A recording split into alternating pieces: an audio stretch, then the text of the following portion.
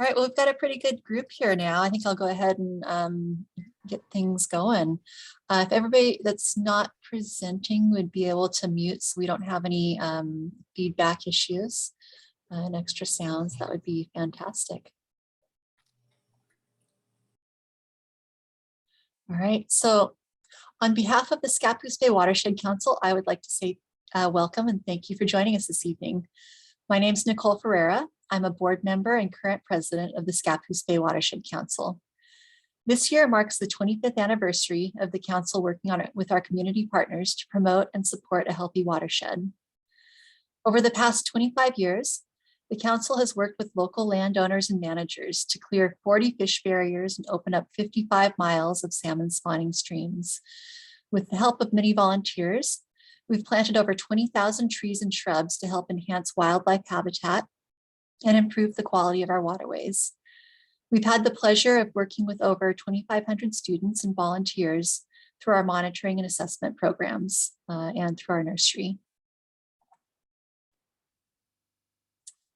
This past spring, the board took time to reflect on where we've been and where we'd like to go. We identified 3 focus areas, with a top priority being establishing a robust advisory committee that represents the partners and stakeholder groups we work with. This group will help the council understand what the needs and opportunities are so we can better support and build upon the work that is being done. They will provide technical expertise and help us see project opportunities from various perspectives so we can increase our effectiveness. The second focus area is to refine our monitoring program to help us assess watershed health. The data collected helps us hone in on opportunities for improvement, as well as measuring the impacts of current and past projects on functioning systems. We'll have more updates on this later this year. The third focus area is to seek out ways we can support environmental education within the community at all levels. We partner with the Columbia River Youth Corps, the local school districts, and local scouting programs to provide hands-on education through our nursery and restoration projects. There, we are interested in exploring more ways to engage not only students, but community members and land managers as well. We want everyone to have an opportunity to get to know their watershed, whether that's engaging in a community discussion around stewardship or joining a work party to plant trees or pull weeds along a creek. We are excited to be hosting the first of what we hope to be many community discussions around watershed health and stewardship. This evening, we'll be looking at basic watershed functions, the services they provide, and why they should be considered essential elements for community health and wellness. We'll look at a few tools other communities are using, and then we'll open the floor to answer any questions and talk through next steps. Let us know if any of the tools sound useful to the work that you are doing or would like to do, and we'll look for ways to help support getting those tools and programs up and running within the community. So let's start with a basic introduction of our watershed. Mark? We're looking west across the Columbia River. St. Helens is to the right, Scappoose is to the left. Along the bottom is Sauvie Island and the Multnomah Channel. And up at the top center is Chapman. From left to right, the primary subbasins are Jackson Creek, which flows north to the Multnomah Channel through the Scappoose Drainage District. Then we have the south and north forks of Scappoose Creek, which join up near the airport and flow along Highway 30 out to Scappoose Bay. Along the north side of Scappoose and the south side of Warren, we have Honeyman Creek, which joins up with Scappoose Creek just south of the bay. McNulty Creek flows through McNulty and along the south end of St. Helens, entering the northern end of the bay. And Milton Creek is the northern boundary of our watershed and flows through the communities of Yankton and St. Helens, entering the bay just north of McNulty Creek. Over the past 40 years, we've seen our population double. South Scappoose has grown significantly. The area around Scappoose Airport is developing into an economic hub supported by educational and industrial employment opportunities. Chapman has visibly more developed lots than it did in 1985. The city of St. Helens has infilled housing to the west and the north. As Columbia County continues to grow, We'll need to find creative solutions for balancing a functioning ecosystem with a functioning economy and quality of life for residents. Much of our historic economy was based on resource extraction, timber, rock, agriculture. The extensive forests in the area allowed the local economy to weather the Great Depression, and for nearly a century, timber was the primary employer. Today, a significant portion of the watershed is actively managed timberlands, but fewer jobs are associated with the timber industry now. We're finding creative ways to live with and repurpose the infrastructure left behind by the timber industry. Columbia County and Scappoose have the CZ Logging Trail and Chapman Landing that have been converted into a regional trail and parkland. In the southern portion of our watershed, the Northwest Trails Alliance is partnering with the timber industry to use managed stands of timber for mountain biking trails. St. Helens has the waterfront land vacated by industry that they are leveraging for public open space and economic development. Tonight's discussion looks at economic growth and the ways that we can assign value to our green assets. So as a community, we can accurately assess whether we are getting the best return on investment for future generations. Our green assets are our parks, our urban tree canopy, our forest lands, wetlands, streams, our soils, and all the biodiversity living within the watershed. Each of these items perform a service that is difficult to replicate with man-made infrastructure. The natural systems have been honing their craft for much longer than our engineers. Beavers can still build a more effective water quality pond than people. Bacteria and fungi build structure within the soil, allowing water to recharge our wells and aquifers while reducing sediment and nutrient runoff more effectively and at lower operating costs than we can. Trees around streams and other bodies of water help keep the water healthier for fish and humans. Having equitable access to areas with green vegetation, especially with the tree canopy, has positive mental health benefits. Having access to neighborhood parks and trails encourages community engagement. While scientists are still trying to figure out what the threshold is, they've seen a strong correlation between biodiversity and ecosystem health. In areas where biodiversity is low, the ecosystem is more susceptible to drought, fire, and other extreme weather events. Where biodiversity is high, the system has more resource access to water and nutrients to help get through extreme weather events and stressors.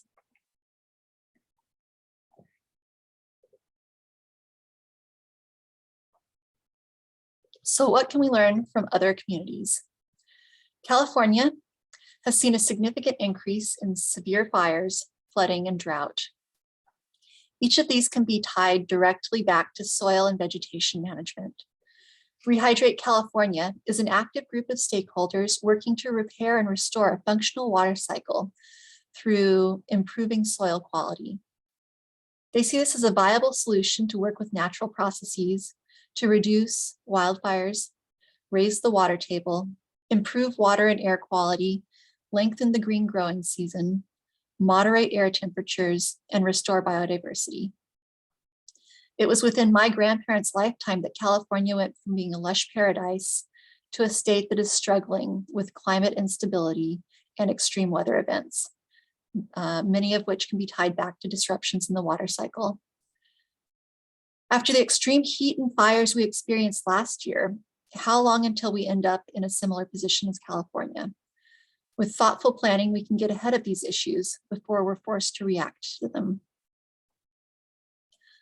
I took a look back through the state and federal declarations of drought to see where Columbia County stands. These graphics show the 2 years over the past 20 years with the highest number of counties declaring drought conditions. While we've experienced moderate drought, Columbia County has yet to request a declaration of drought. We still have functioning wetlands along Scappoose Bay and across the channel on Sauvie Island. We also have a fairly good canopy cover over our streams and miles of managed timber between us and the coast. How we manage the quality of our urban areas matters just as much as having functioning wetlands within along the river. When the solar radiation lands on vegetation, a significant portion of the energy or heat is converted to food for the plant through photosynthesis. When that same solar radiation lands on hard surfaces like roofs or a street, the energy is partially stored in the hard surface and partially radiated back out. On a hot day, this reflected energy is visible as heat waves. The energy that's held in the surface during the day is slowly released back into the air, keeping the overnight temperatures warmer than they would have been if the radiation had landed on vegetation and been converted into energy for the plant. This can lead to cumulative heat gain over several days. Last summer, this contributed to the heat dome effect that helped push us well over 100 degrees for several days. The cooling effect of tree canopies offset the heat gain on parking lots and roads.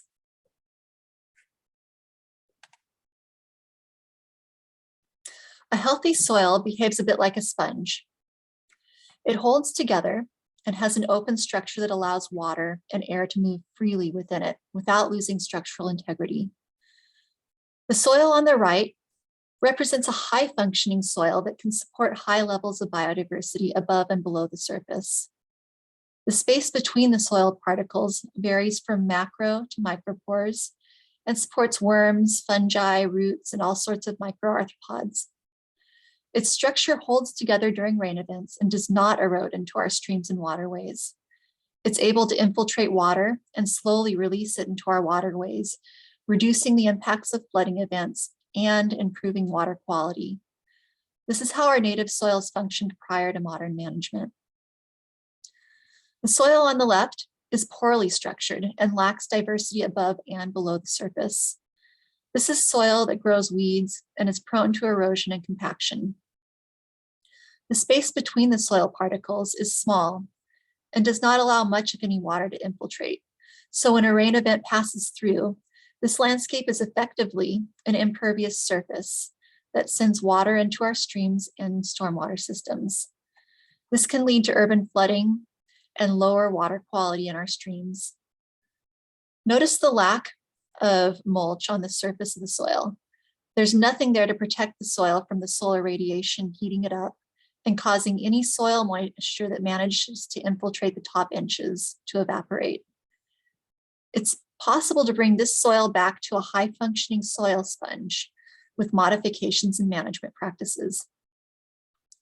You'll notice that this diagram mentions that this soil sponge is a soil carbon sponge. Carbon is an essential building block for all life. Nature uses photosynthesis to draw carbon down, where it repurposes it into new life, stores it inside its cellular structure, and hands it off to fungi in the soil. The fungal networks in the soil store significantly more carbon than plants do. We can think of carbon as a free resource that can be used to rebuild the soil and maintain a healthy water cycle. 1 gram of carbon in soil holds 8 grams of extra water at a basic level and up to 20 grams of extra water in good soil structure. That 1 gram of carbon significantly enhances the bioavailability of nutrients in the soil. It increases root growth, disease resistance, resilience, and productivity. So not only is having vegetative cover critical for supporting life within soil, it's also a key component for stabilizing our weather system. Our local rain cycle is dependent upon how much vegetation we have in the ground. This vegetation serves as a pump that moves water from the ground to the sky and back down to the ground. Removing vegetation and the hydrological functions it performs without replacing it within the watershed influences whether clouds form and whether the clouds passing overhead will release any water.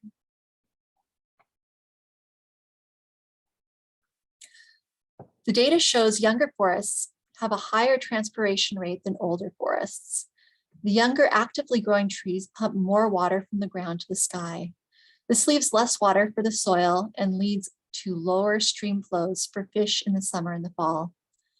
Once the stand matures and transitions out of the active growing stage, the trees start moving more of the atmospheric water to the ground to store it for use during the drier summer and fall months. This higher soil moisture content allows for higher stream flow in the summer and fall, which is critical for fall spawning fish.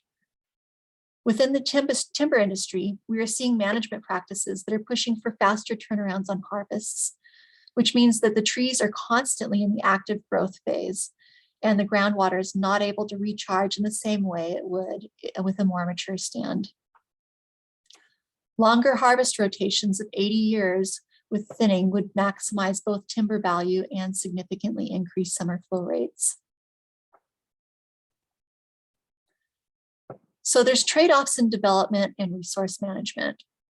When one function is prioritized over another, we need to be prepared to live with the consequences. It does not need to be an either or choice though. It is possible to have a healthy economy and a healthy ecosystem if we plan for it. The idea of smart growth is that we move forward as a community and base our decisions on holistic management that takes into account the ecological, economical, and cultural benefits of local stakeholders.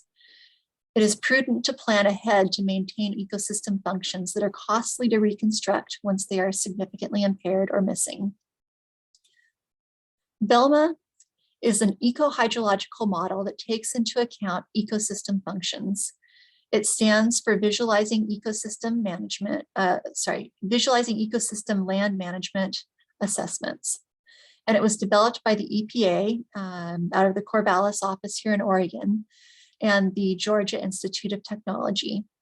It simulates ecological services and trade-offs related to watershed functions across a wide variety of land use types: urban, forest, agriculture, wetland, prairie, etc.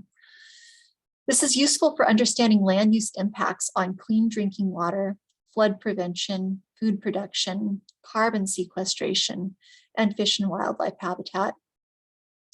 Some of the local land managers that use this program are the Nature Conservancy, use this program locally within the Columbia River, Lower Columbia River Basin, are the Nature Conservancy and the Columbia Land Trust, as well as ODF&W. If we determine that this tool is something that we would like to pursue as a community, there is an opportunity to form a Lower Columbia River user support group. So that's an option. And at this point, I will go ahead and hand things over to Todd.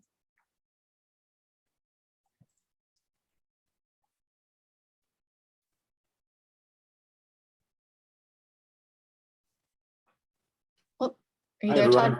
Yep. All right. Do you want to try sharing your screen first? And if you can't, then I will share your slides. You have it. Okay. Okay. Are you seeing my screen? I can see them. Yep. Okay. Fantastic. All right. Hi, everyone. Thanks for having me here. I'm Todd Prager. I'm a board certified master arborist, registered consulting arborist. I'm also a certified land use planner. So I'm excited about this topic. When Nicole brought it up to me, I really love kind of merging that forest, urban forestry trees into the urban environment and the watershed benefits they provide. So what I was planning on talking about today was, Nicole let me know there was some interest in possibly understanding better your tree canopy that you have in the Scappoose Bay Watershed. So I was going to go through some examples of things I've done in communities I've worked in with urban forest planning, some of the canopy mapping that's been done, and then talk about a free and pretty user-friendly tool by the USDA Forest Service that you could potentially have volunteers or yourself get into and do some sampling of your own tree canopy and get some data about the benefits the trees in your watershed are providing. Now, Nicole talked about some of the benefits of trees, and I like this slide. I think it kind of visually lays out the range of benefits that trees in urban areas and in the urban wildland interface provide. they provide some of those intangibles, like a sense of place. You can feel that you're in Oregon when you look around and you see the Doug firs and the Oregon white oaks, Western red cedars kind of in your community and at the edges of your community. They provide shading, of course, in our hot summer months, which hopefully we're going to maybe be experiencing a little bit of that soon. And also capture carbon and help support some of our climate change goals that we have in the state and in the region. They help to improve air quality, manage stormwater, help protect against erosion, and provide water quality benefits, as I'm sure your group is well aware of. In urban areas, they provide pretty unique benefits. There's a lot of studies out there that show that a certain amount of tree canopy on properties can increase your property values, also increase commercial activity in commercial areas, and they provide screening of undesirable views if you have, especially residential areas adjacent to maybe commercial or industrial areas. And of course, the wildlife habitat benefits that they provide that I'm sure your group knows about. So those are just some of the benefits, the range of benefits that trees provide, and they're really pretty unique in that they provide such a broad range of benefits, from environmental to economic, to our communities. So urban forest planning, which is really interesting to me, and I'm sure to you, can be broken down into these three basic steps. Any type of planning that you do, you want to first take stock of what you have. What's your tree canopy in your community? What types of trees do you have? Where are the trees located? How are they distributed? And that's really fundamental, is to kind of take that inventory and see what are your existing conditions in your community, in your watershed, and kind of understand where those are. And that's really where we're going to be focused tonight, and the examples I'm going to go through. Once you have some of that basic information, you can move on to seeing what are your goals. Are there changes you want to see? Do you want to see more trees in some places? Are there deficiencies in some of your areas? And help make planning decisions for what are our goals based on what our existing conditions are. And then once you set those goals, you can move on to see how are you going to achieve those goals. Maybe there's grants that are available for tree planting or tree maintenance, where you can increase tree canopy. Maybe there's a regulatory requirement to plant street trees when you build new subdivisions so that you can shade streets. You can start thinking about some of those tools that are available to help get you to meet your goals when you find out what those goals are. So just want to run through a few examples.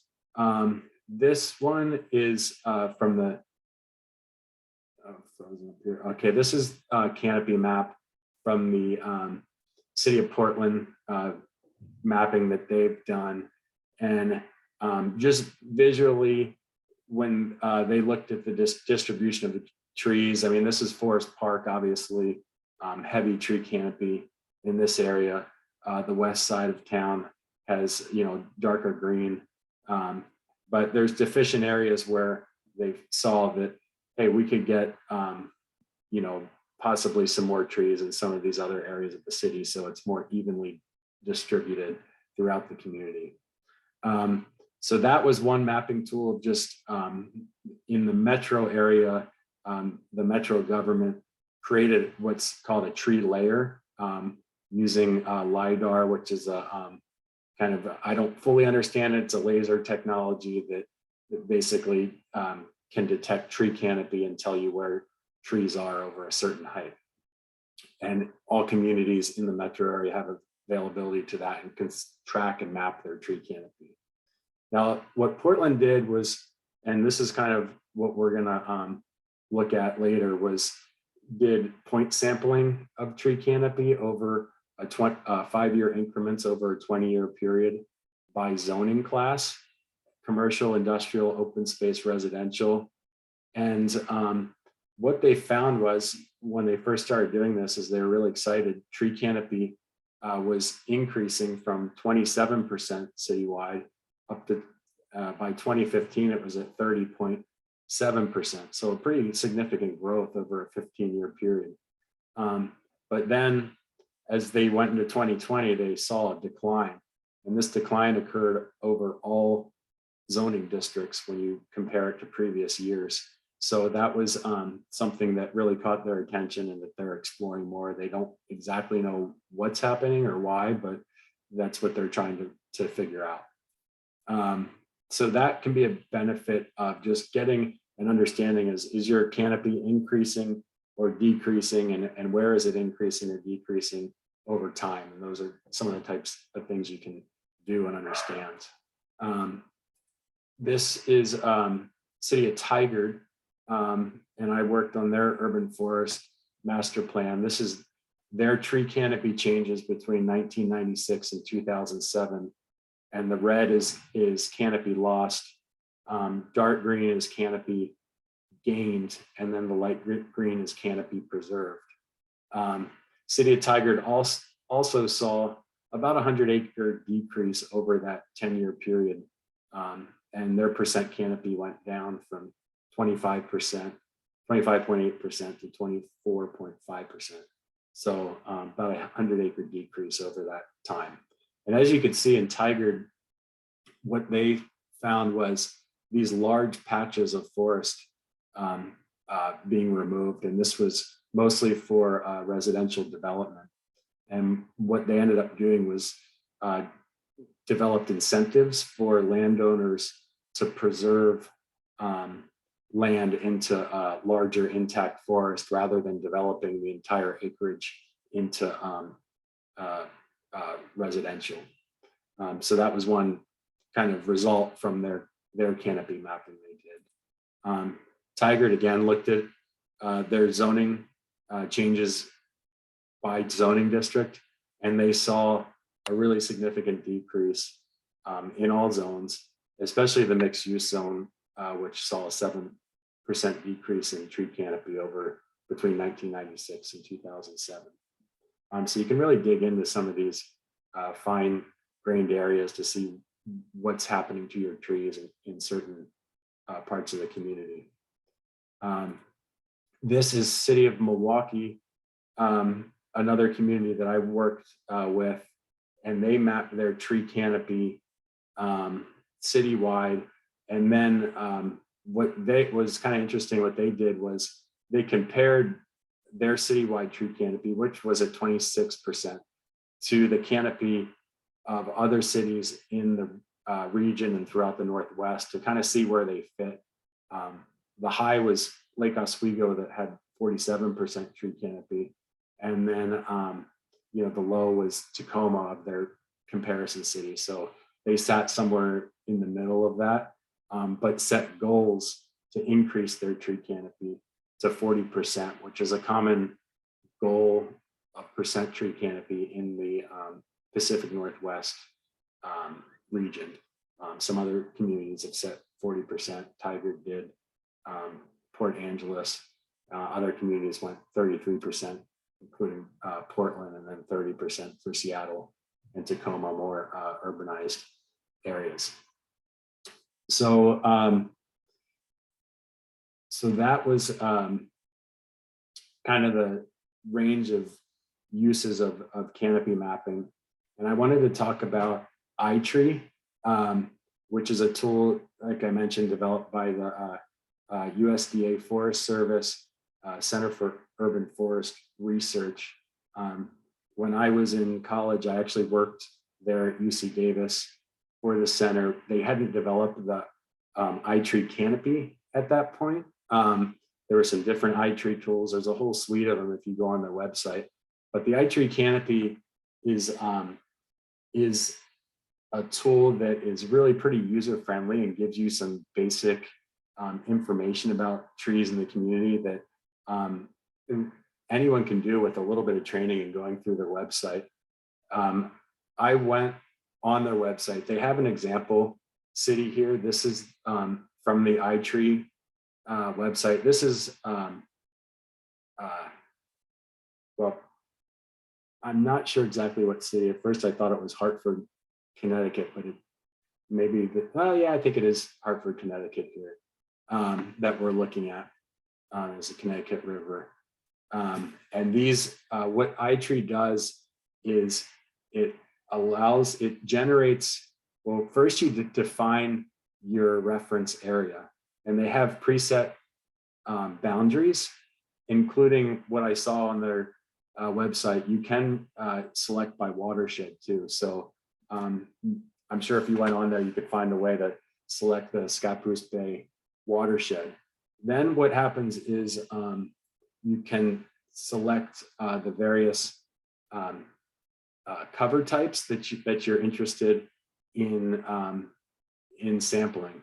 So in this case, can everybody see this graph that came up?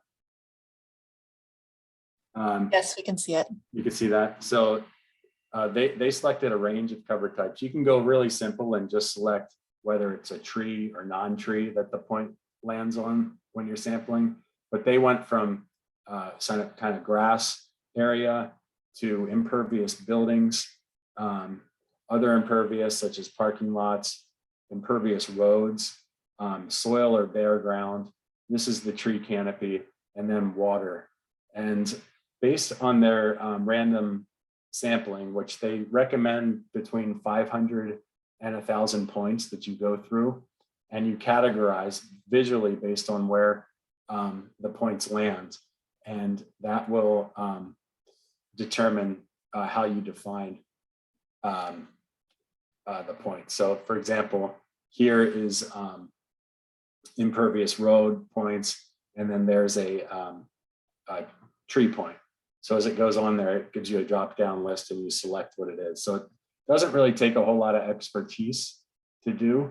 And then once you get to your 500 or 1,000 points, you can have a statistically valid sample and generate a report, which this is for Hartford here, goes through the percentage of land cover that, or percentage of each land cover. In this case, they have 26% tree canopy in their community compared to with various other percentages of other cover types. And then based on different economic modeling, they can provide you the economic benefits of those trees. So for example, this talks about how much carbon the trees sequester annually and what the value of that carbon is. And they base some of these values on, and I don't know it in detail, but for example, carbon trading markets and those types of things to really dig into what the value of a certain amount of carbon sequestration is worth. There's also the air pollution benefits. It goes through the different types of air pollutants, the amount,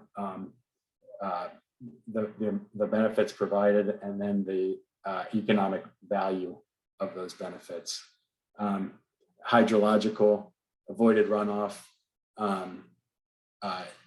and evaporation, interception, transpiration, some of the things that Nicole was talking about earlier, and also provides a value. So this can be, you know, it's not going to tell you everything about your trees in your region or your watershed, but it provides a really good starting point. And especially when you're talking to elected officials or you're trying to convince maybe the community of the value of your tree resources, you can put actual numbers to some of these things and say, well, it may cost X amount to plant trees, but here's some of the benefits that are provided by your tree canopy. So I know that was kind of a quick run through, but just wanted to give you some high level information on some of the things you can do with tree canopy mapping. I'll stop sharing, Nicole, so you can get back to it. Thanks, Todd. All right.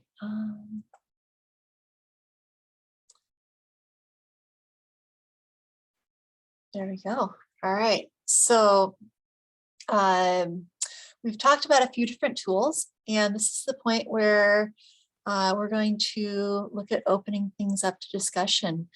There's programs like iTree and Velma that help establish a baseline. This can be used to inform decisions for smart growth that values both our economic development and our green assets.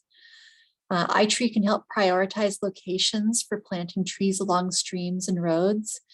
It can also provide incentive for maintaining existing trees.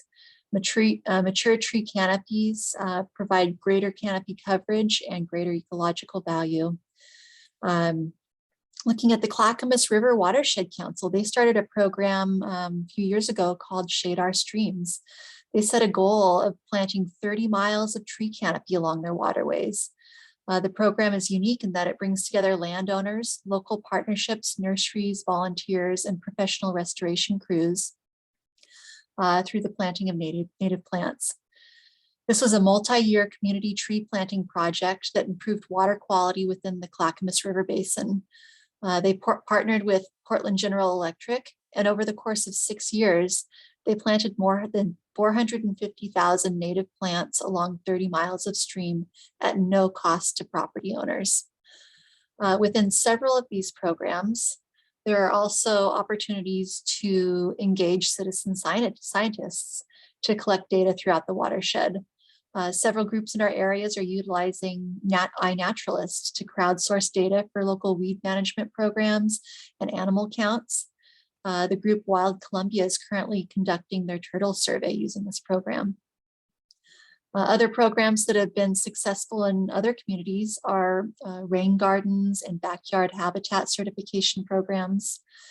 So we'd love to know what y'all think, and if any of this sounds interesting to you, if any of it lines up with what you're currently doing and could be used to enhance those programs. What are your thoughts?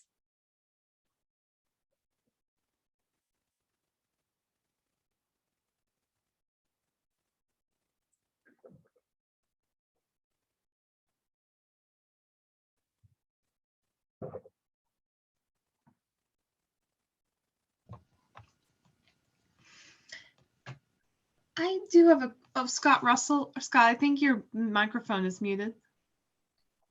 Can you hear me now? I hear you now, yes. Hi, Emily.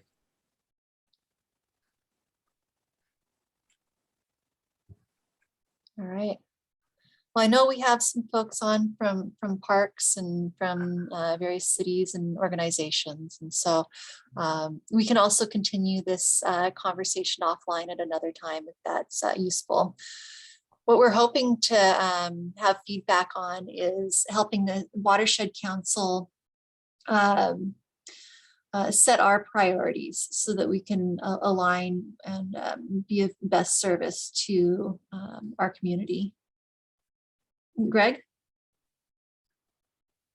Yeah, Nicole, I was just thinking that it would be wonderful to do a survey like he showed in the St. Helens and Scappoose areas. This weekend, my wife Lynn and we went down and explored some areas around Lower Milton Creek. It used to be called Boise Park, which is on the lower stretches of the Milton Creek. But it's basically old growth Douglas fir there. And on the other side of the creek, that property is owned by the city of St. Helens. And on the other side of the creek, there's some really nice forest that are owned by the Port of Portland. The Port of Columbia County.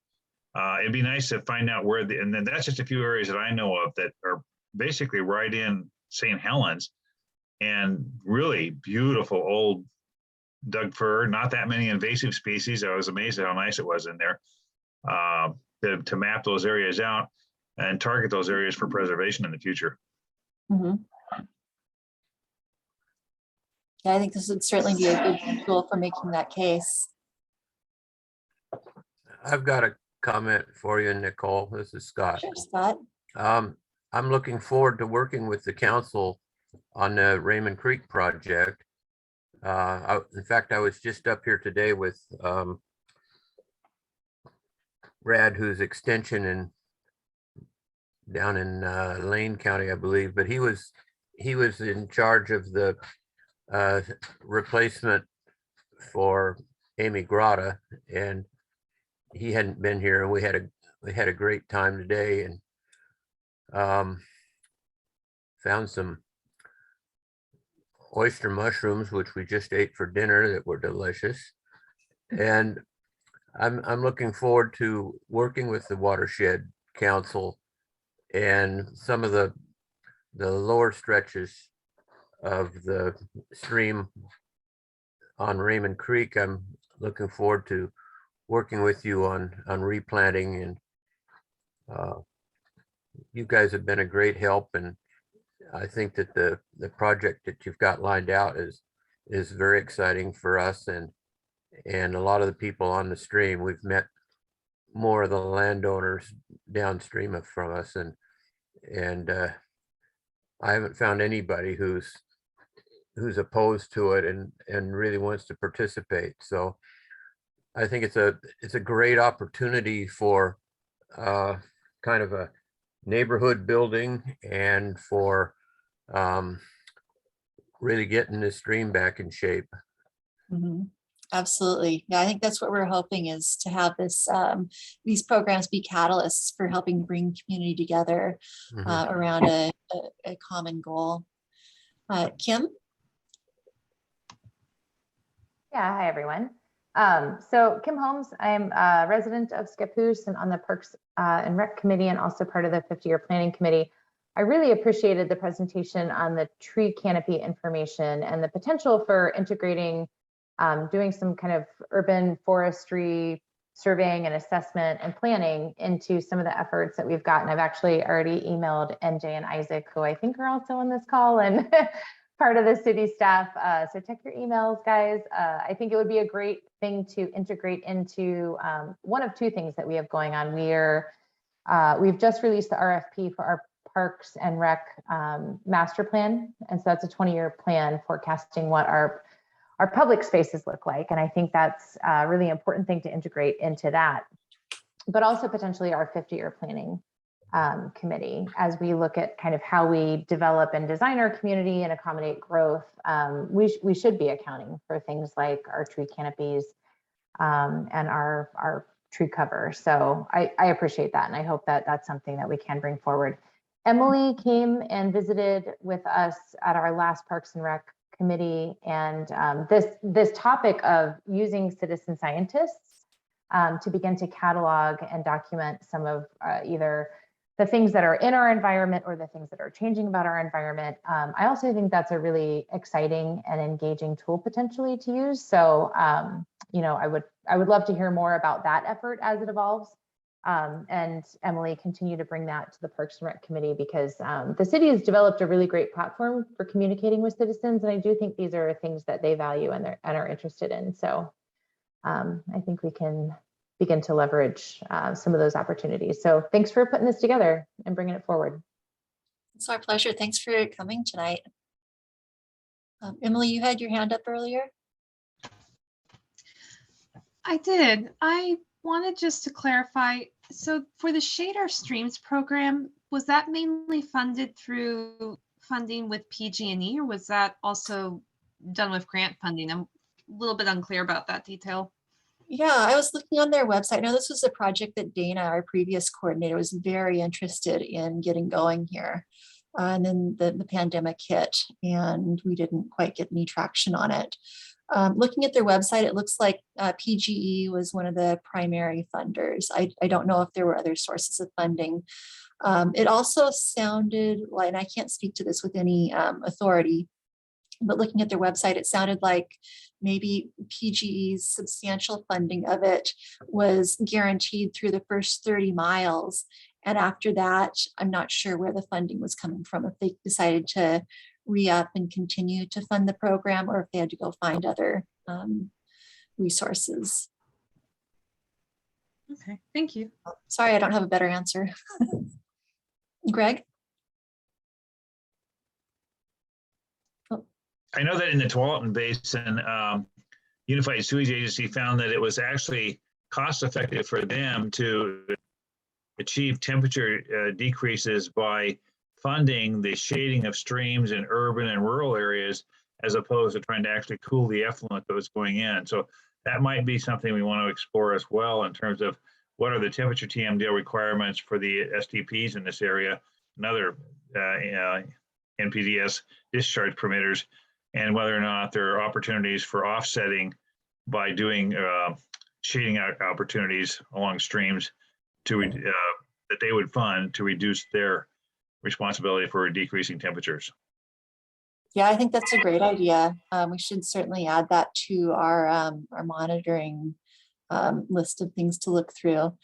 And I think what you're saying spot on is that oftentimes we come up with these really expensive fixes and solutions when we could have a simple and elegant natural solution that is a lot more cost efficient and more effective. Right, with the Unified Sewage Agency, they were looking at really expensive treatment options to reduce the temperature of their effluent, and they found it was far more cost effective to fund basically shading activities in the watershed along streams in agricultural and urban areas. Yeah, it reminds me of, I went to a talk with City of Gresham had a stormwater discussion that involved beavers, and they had really intricately designed this large regional stormwater facility. And then within a year or so, the beavers came in and completely reorganized it for them.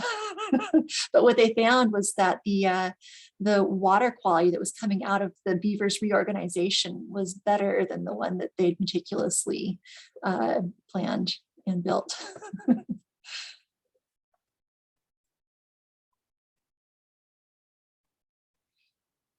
Amanda, not to put you on the spot, but I think I'm going to put you on the spot. Did you see anything in here that would be good to partner with the high school on, and ways that we can start involving students? So many things. Actually, a couple of things I wanted to mention. I love that you have the lazuli bunting as the bird, because that's what the bird I think that should be the Oregon state bird instead of the western meadowlark, which so many other states have. Sorry.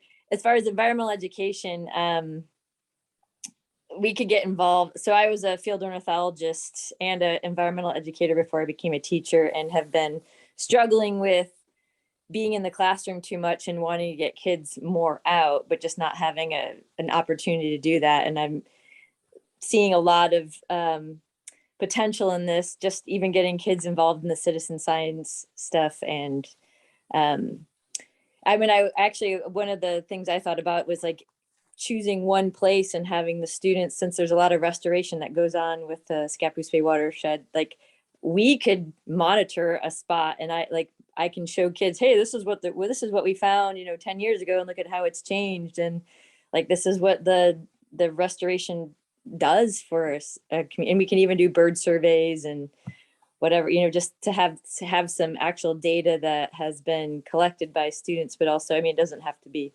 perfect, but the idea is that showing change. But also my curriculum is very heavy in climate change. So like pulling in any data that I can show that, to support what we're teaching, it's not just happening globally, it's happening locally. So it's kind of exciting that I'm trying to figure out ways to start the monitoring, and then, okay, how can we get this to continue? So. Mm-hmm.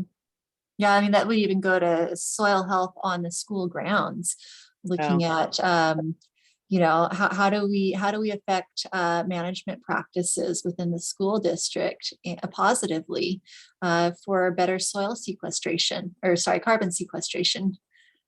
Yeah, and I noticed, I've noticed that I had students plant native gardens over the past, I've been there for 15 years, and as soon as the students were gone, they mowed them over, and I couldn't fight to get them to stay. So it's, yes, like I know that the motivation is more for ease of maintenance than actual, and I understand that. So I'm always like, well, I'll maintain it, but it would be important if they know why we're trying to do this I think.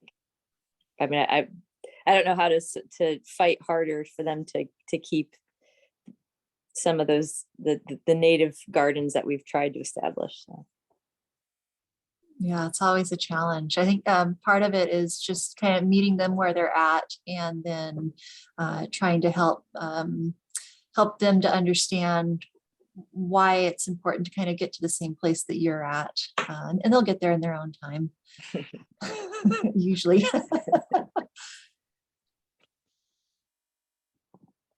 All right, well, we're coming up here on 8 o'clock. I'll give one last opportunity for any comments or questions. Yeah. Hey, Nicole, this is Andy. You mind if I just jump in for a second? Sure.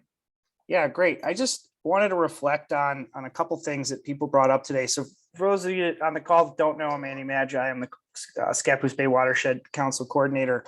And when I think about the program tonight and a lot of the things that you all and Nicole talked about, you know, the idea that keeps coming to my mind is community and how these efforts build community. And, you know, I think Scott kind of hit the nail on the head. Is our watershed it's a small watershed compared to others in the state, but it's still relatively large. You know, it has many, many, many miles of streams and creeks in it. It has the bay, it has other small little other areas of nature. It has, you know, our forested hills, our connection to the Columbia River and the Multnomah Channel. You know, so there's a lot going on here, and there's no single project that we're going to be able to do that's going to restore everything that we're talking about restoring. And any one of our projects, you know, if we want to restore a stream like Raymond Creek, it means that we have to build connection between the Scott Russells who are up on the hill and his neighbors down the road who are in the floodplain. And I think whether you think about tree canopy or anything else, our work has that element of building community and bringing people together. And I think that's really important for me. And I hope it's important for everybody, because I think these things happen when we do work together. And the other piece of that I think is really important is, you know, our job is not only to help restore the natural functions and areas and help educate people about the natural world around them here in the watershed, but our job is also a service to the community, whether it's St. Helens or Scappoose or Columbia County or wherever it might be in our watershed. And so these conversations and feedback are really important to us, because if we know what the community's vision is and we know what the community's priority is, whether it's the cities, whether it's neighborhoods or whatever, we can help shape and orient our work to bring tools together to help bring more of the community together and helping service and shape that vision. So I just wanted to thank everybody for your participation tonight. And, you know, we're going to be doing more of these conversations, and I hope you bring friends and you know, new people with you to help join that. And so whether it's a formal partnership or an informal partnership, we look forward to building those relationships and helping build that community. And we are here not only to move our own mission and execute our own work, but to help serve as a resource and tools for the community. So thanks, everyone. Yeah, thanks, Andy. Looks like Greg has his hand up for another comment. How do I raise my hand? Oh, Matt, I'm not sure. Would you like Yeah. to say something, Matt? In the fullness of time, go ahead with whoever, but I would like to Oh. raise my hand. Our meeting's open till 9. I was just arbitrarily stopping it at 8 because that seemed prudent. Well, I can talk for an hour. That's fine. This is great. It's really exciting. And in an hour-long meeting like this, it seems like it's really a lot of overview. Are there any specific things that are going on? I'm involved with the Boy Scouts here in Scappoose, and they have multiple requirements regarding the environment, environmental science, conservation, and they're all desperate for opportunities to go do something. So instead of asking them to count how many pill bugs they find in the same acre of land over and over and over, it would be great to harness some of their energy to do some of this work. I'd like to at least make the options available to them. So Yeah. however Can I that let looks, I don't want to know. Can I let Emily handle that one? Because she works with she does a lot of our environmental educational outreach. Yeah, what you can do, Matt, is if you have my email address, you can email me. Otherwise, I will track down your contact information and reach out, because I love I love it when we've got people with energy, ideas, creativity, and the willingness to be hyper focused on counting pill bugs. That's a sign of a future scientist in the making. Well, Yeah, they so all to your, need these opportunities, so I really appreciate getting that. yeah, so to your question though, Matt, was what are the opportunities that we currently have going on, and if we have any projects where we could start involving the Boy Scouts, and that I'm not entirely sure what we've got going on right now as far as project. I think it's a little bit quiet for the summer right now, but I could be wrong. It is quiet. I mean, right now we're kind of in that in-between phase where we're trying to do weed management activities when the weather is conducive to doing so, but we've also had some really wet weather, so it's kind of quiet, but that doesn't mean that there aren't projects that aren't going to start taking place soon. And I'm always needing some extra help to go out on projects and do site visits to see what weeds are in the area, what might need to be pulled. And we also need help at the nursery. So there's opportunities for whether Eagle Scout projects or simply Scout Badge projects. I think each level of advancement requires different outdoor projects. The Eagles project is the big one, but there are a lot of them. And then, like I said, there are merit badges that are required that also have them. So I definitely think we have some horsepower that you could use. Fantastic. Excellent. I don't call them horses to their face. Well, if you're interested, we are having a planting party this Saturday at the nursery. So if you and the kids want to get your hands dirty planting some baby plants, this Saturday. we're going to be having a lot of fun. I certainly will be having a lot of fun. We love to be. Thank you very much. I will try and get in touch with you and find out when we can allocate time, and also when we can get kids, because our cycles start on Monday. So this would be a surprise. I would need to advertise on the Monday for following week. Got it. Understood. We'll keep in touch. All right. Thank you. Thanks so much. Scott. And thank you, Nicole. Oh, you're very welcome, Matt. Thanks for joining. Hi, Scott. Yes, I just wanted to say that I think the way you're going about this is correct. Establishing that community along the streams is really pretty difficult. Everybody in this area is pretty much keep to themselves and don't bother me. And the reality is that many of us are not very smart about what needs to happen, and proper shade trees along the stream. And I just have to congratulate the Watershed Council for their approach. Emily's doing a great job, and it was great to work with Dana and Janelle. And it's an opportunity for us to reach out to neighbors. And I think at this point we've just about know everybody along the stream, and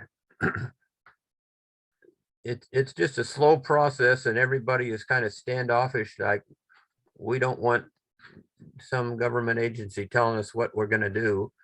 But the gentle approach and non-confrontational approach, it seems to be working quite well, because I'm getting zero resistance from about every landowner on this stretch of the watershed. So my hat's off to what you're doing, and Emily's just doing a great job. I'm very impressed with her and the council. So we'll try to keep our end up and do a little more communicating with our streamside neighbors. That's really great to hear. Thanks, Scott.